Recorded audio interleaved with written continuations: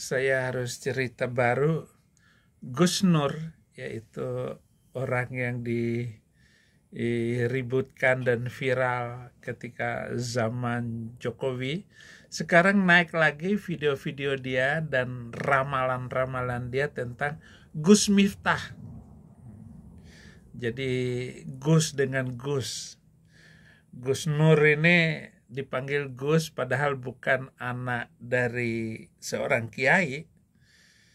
Dia hanya pemain debus dan berambil alih karena asal nyongor dan asal ngomong tanpa pemahaman agama dan ayat-ayat, baik kitab sucinya maupun ucapan-ucapan nabinya yang memang susah untuk dipegang karena ngomong ke kanan larinya ke kiri, ngomong ke kiri larinya ke kanan. Nggak bisa dipertahankan setiap ajarannya.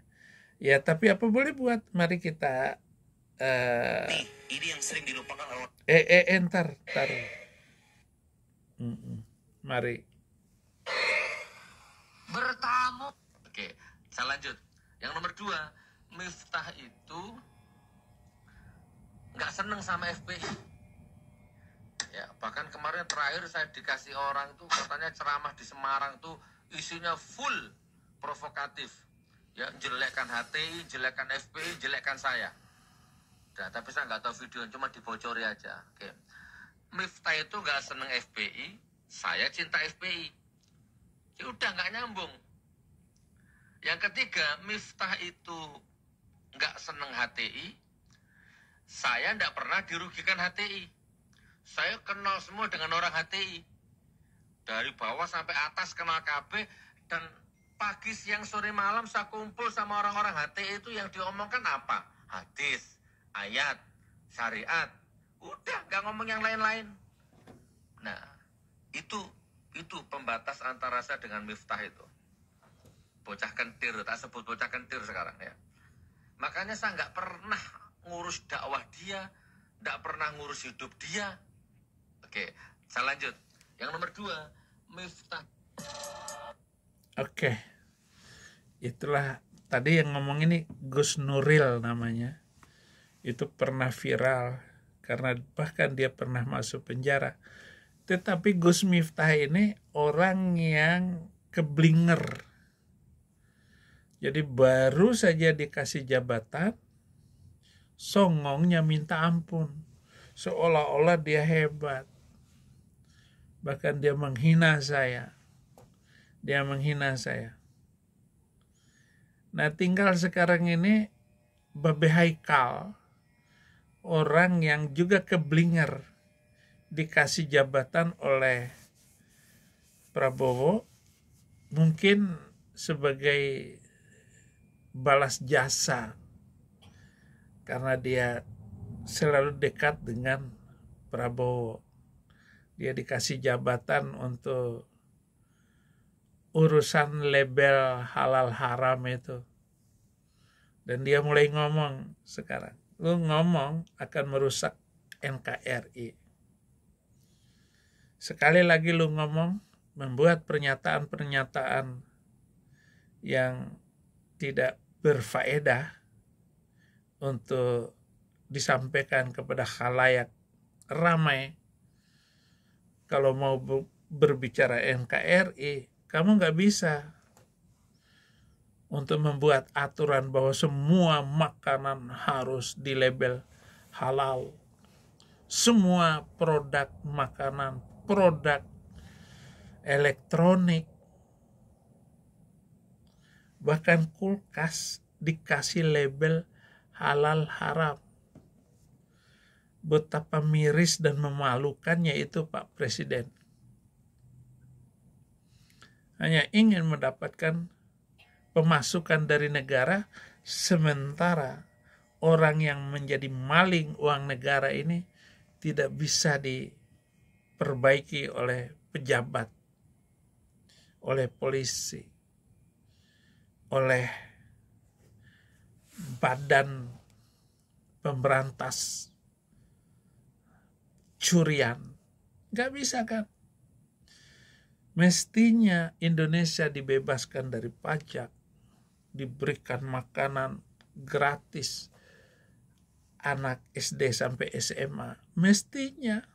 Tetapi karena ini adalah para papancuri, ya habis ini uang negara. Sejauh mana sekarang ini partai-partai yang berkuasa ini tidak menjadi maling, mencuri, hanya sekedar untuk menjadi anggota DPR dan memainkan peranan ketika pemilu. Percuma. Lembaga kepolisian itu adalah lembaga paling mafioso. Ketemulah saya dengan beberapa orang polisi yang ketangkap menjual narkoba. Dari mana narkobanya? BB-nya, barang bukti itu diambil dari Mabes. Ini yang nyanyi polisi sendiri kok. Dan gak mungkin dia bohong. Gak mungkin dia bohong.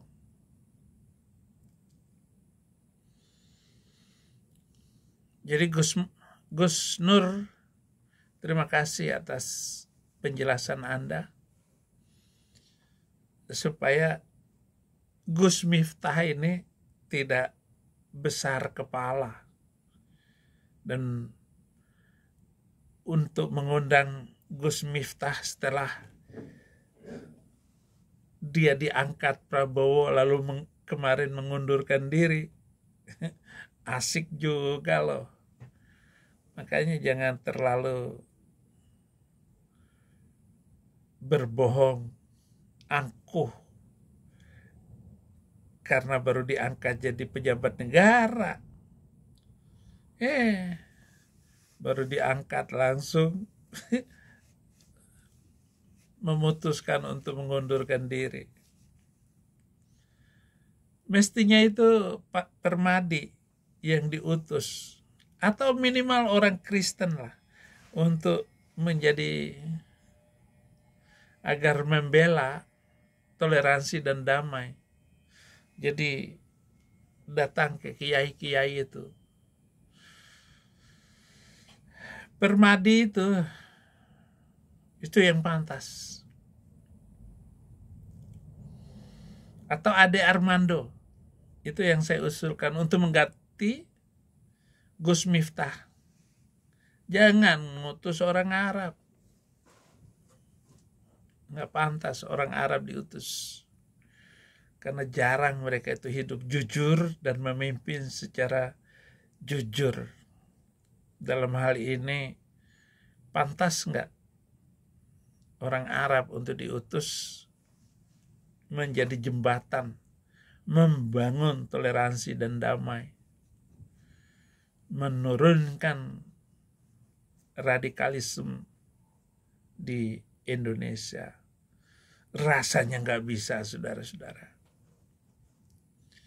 Sehingga saya harus membicarakan sekarang ini agar kita tidak tertipu oleh zaman dan waktu. Terima kasih saudara sudah nonton. Oh ya, saya tetap setiap hari mengucapkan terima kasih kepada yang baru terima Yesus Kristus sebagai Tuhan dan Juru Selamat lewat beberapa komal yang saya masuki. Ternyata luar biasa ini penginjilan media sosial. Terima kasih saudara. Tuhan Yesus memberkati.